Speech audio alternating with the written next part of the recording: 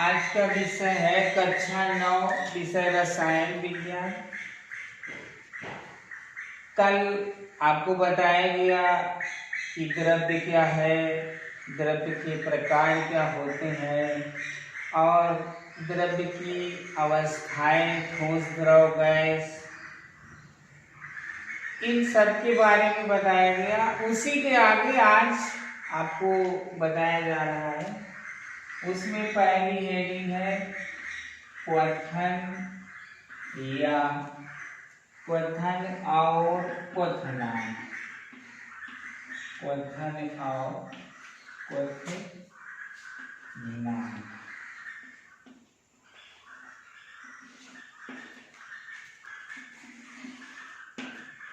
सबसे पहले आपको पता होना चाहिए कि क्वथन क्या है और फिर उसके बाद में क्वथनांक क्या है। क्वथन क्या होता है? जैसे कोई द्रव है, द्रव को गर्म किया जाए, द्रव को गर्म किया जाए तो वह गैसीय अवस्था में परिवर्तित हो जाता है, गैसीय अवस्था में परिवर्तित हो जाता है। तो इस प्रक्रिया को क्वथन कहते हैं। तथा वह निश्चित ताप, जिस ताप पर कोई द्रव पूर्ण रूप से गैसीय अवस्था में परिवर्तित हो जाता है, क्वथनांक कहलाता है। क्वथन और क्वथनांक। क्वथन क्या बताया गया? जब किसी द्रव पदार्थ को गर्म करते हैं तो गैसीय पदार्थ प्राप्त होता है, इस क्रिया को क्वथन कहते हैं। तथा वह निश्चित ताप, जिस ताप पर कोई द्रव गैसीय अवस्था में परिवर्तित हो जाता है तो वह ताप उस यौगिक का क्वथनांक कहलाता है, उस यौगिक का क्वथनांक कहलाता है। जैसे जैसे जल है, जैसे जल है तो जल की अवस्था द्रव होती है, जल की अवस्था द्रव होती है। जब जल को हम गर्म करते हैं तो वाष्प में बदल जाता है, इस क्रिया को हम क्वथन बोलेंगे। और कितने ताप पर जल वाष्प में बदल जाता है, वो ताप 100 डिग्री सेंटीग्रेड होता है। तो 100 डिग्री सेंटीग्रेड वो क्या हो जाएगा? क्वथनांक हो जाएगा। ठीक। अब इसके बाद में आता है गलन और गलनांक। गलन और गलनांक। गलन क्या होता है? जब कोई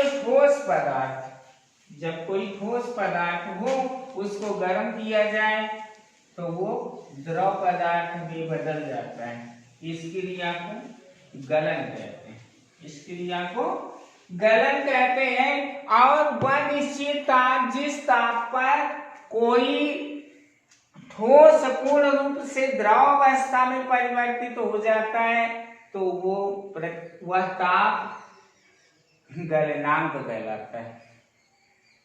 क्या बताएंगे?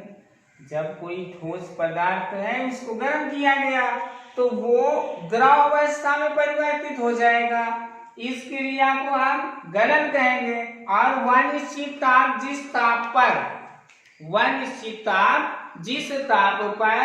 कोई ठोस द्रव अवस्था में परिवर्तित हो जाता है तो वह ताप उस यौगिक का गलनांक कहलाता है।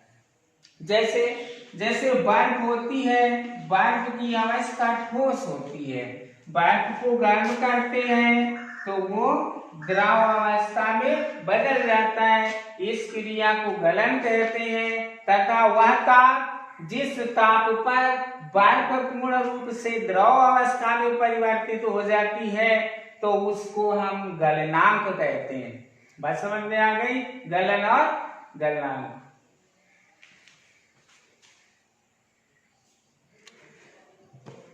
इसके बाद में आता है हिमीकरण व हिमांक।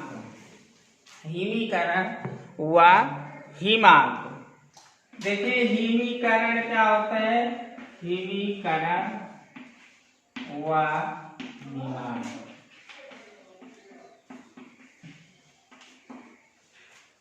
जैसे कोई द्रव पदार्थ है, द्रव पदार्थ है, द्रव पदार्थ को ठंडा करते हैं हम तो ठोस पदार्थ बनता है।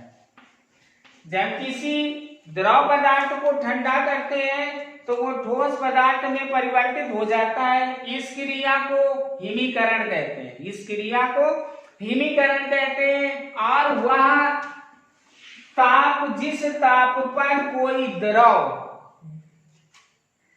तथा वह ताप, जिस ताप पर कोई द्रव पूर्ण रूप से ठोस अवस्था में परिवर्तित हो जाता है तो उस ताप को हम उस यौगिक का हिमांक कहते हैं।